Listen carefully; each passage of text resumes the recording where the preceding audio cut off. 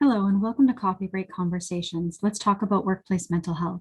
My name is Christina Smith and I'm a public health nurse with Ottawa Public Health, and I work with the mental health team. Before we begin, I would like to start by honoring the people of the Algonquin and Anishinaabe Nation who have lived on this territory for millennia. Their culture and presence have nurtured and continues to nurture this land.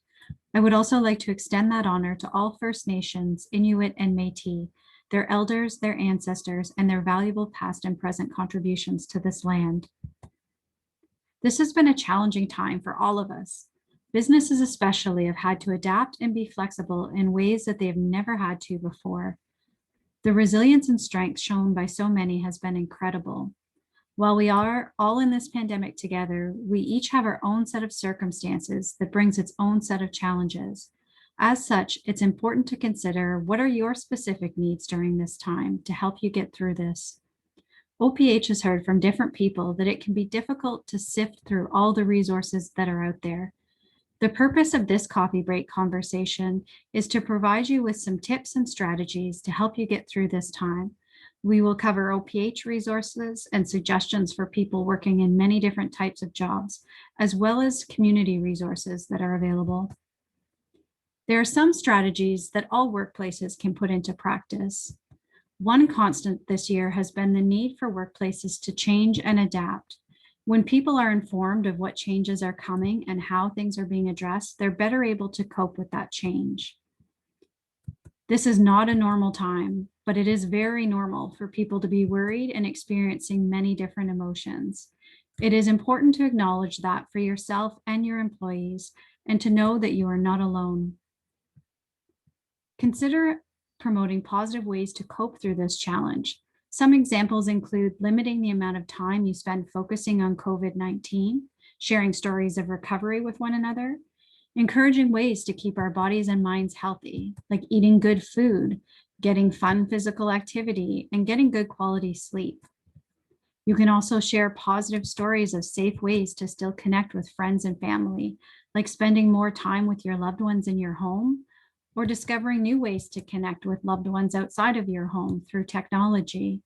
Also, be sure to share information about existing employee family assistance programs that your workplace may offer, as well as community mental health resources. I'll go into more detail about resources later on in our chat.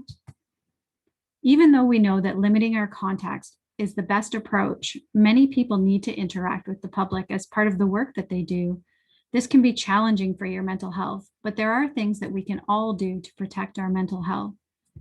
Following the mandated public health measures is not only the law, but it's the right thing to do.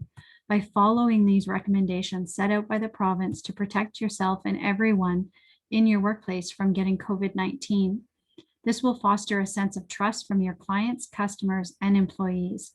This will also show that you care about their well-being. As a business owner, where possible, be flexible with the days and times that your employees are working. Given the current situation, many of your employees may be experiencing added responsibilities outside of work. This could include challenges with childcare or elder care. Either as an employee or an employer, it's important to take time off. Many people are working long hours during the pandemic. This makes the time that we do take off that much more critical to both our mental and physical health. Also ensure that leadership sets a good example and takes time off as well. This protects their physical and mental health and provides good role modeling examples. At the start of the pandemic, workplaces that were able to shift to working from home did so.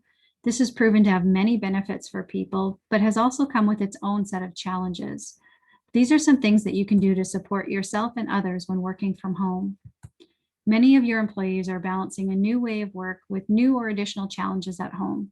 Try to find flexibility where possible to be able to balance the different demands that you may be facing. However, also remember that it's even more important to find a way to step away from your work so that you don't always feel like you're at work.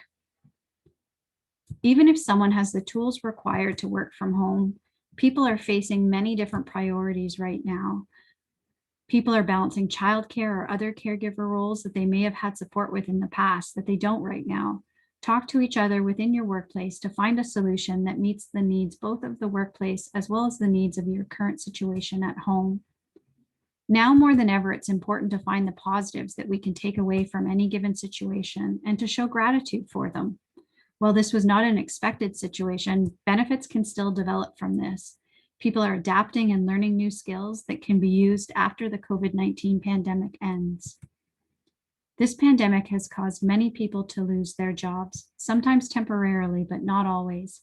Even though this will always be a difficult situation, there are things that can be done to support our mental health and that of the employees in an organization.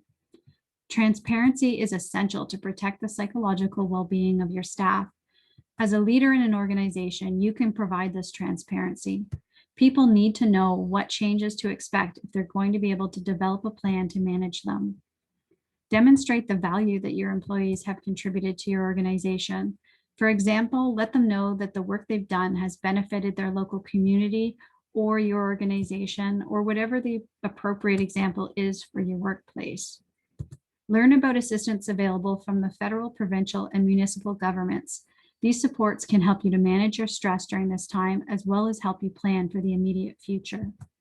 Small business owners have faced exceptionally difficult obstacles during this time while showing flexibility, strength, and resilience. Many have balanced the concerns about their business, employees, new public health measures, and personal lives all at once. Sometimes when people need to focus on so many different things, it can be easy to forget that we need to take care of ourselves too. The stress you may be experiencing can be overwhelming, and trying to keep a business afloat and your family supported during this pandemic can be very challenging. When times are tough, it's especially important to take time out of your day to unwind and decompress. Even just 5 to 10 minutes can make a big difference for your mental health. Go for a quick walk to clear your head. Read a book, play with your children, anything you do that you know you enjoy and makes you feel more relaxed. Stay connected with your loved ones. Having connections is so important. And even though we can't connect with people the way that we used to, there are still ways to stay connected while staying safe. It's important to acknowledge the feelings that we're having right now and pay attention to signs that we might be having difficulty coping. Some examples of this include difficulty sleeping, changes in your mood or increased stress and worry, and increased use of alcohol or other substances as coping mechanisms. Asking for help is a sign of strength. Reach out to someone you trust and feel comfortable talking to. It could be a friend or family member, or perhaps another small business owner that can relate to what you're going through. We will discuss more resources in the next few slides. Now more than ever, it's important to focus on the psychological health and safety of your workplace. Visit our website, havethattalk.ca, for a series of videos and accompanying facilitators guide on the 13 factors that contribute to a mentally safe and healthy workplace. This is a great resource to help you start the conversation about mental health in the workplace. For COVID-specific resources to help your workplace, visit ottawapublichealth.ca/COVID mental health and go to our mental health resources for workplaces page. There you'll find our employer's guide that has recommendations such as the ones that you've heard in this video today. This will help workplaces during the pandemic. These recommendations are designed to ensure that employers are considering the 13 factors within the psychological health and safety in the workplace standard that help to create and maintain a mentally healthy and safe workplace. The development of these recommendations also takes into considerations best practices around change management, workplace trauma, and resilience. Also on this page, you'll find many other resources to support workplaces during this time. We're fortunate to live in a community that has free mental health resources available. A few important examples include the Mental Health Crisis Line, which can be contacted 24/7 and is available in both English and French.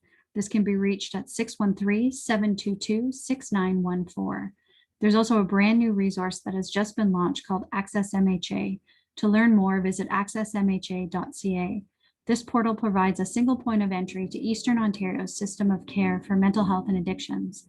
Anyone looking to access mental health and/or substance use support, services, or care can complete a form online, and they'll be paired with a trained mental health and addiction professional. This professional will connect them to the service that they need from a network of partner organizations. For short-term counseling services, we have wonderful resources such as Counseling Connect that offers services for all age groups and has specific counseling services for people in the African Caribbean Black community, the LGBTQ2S community, as well as people in the Indigenous community. You can book an appointment at counselingconnect.org. There's also the walk-in counseling clinic that is partnered with Counseling Connect. They provide in-person counseling when public health measures allow, and they provide services in multiple languages, including English, French, Somali, Cantonese, Mandarin, Arabic, and Spanish. You can contact them online at walkincounseling.com or by phone at 613-755-2277. For more information on these resources and to learn about many more resources available in Ottawa, visit ottawapublichealth.ca/COVID mental health and go to the Mental Health and Substance Use Services and Resources page. Thank you, merci, and miigwech.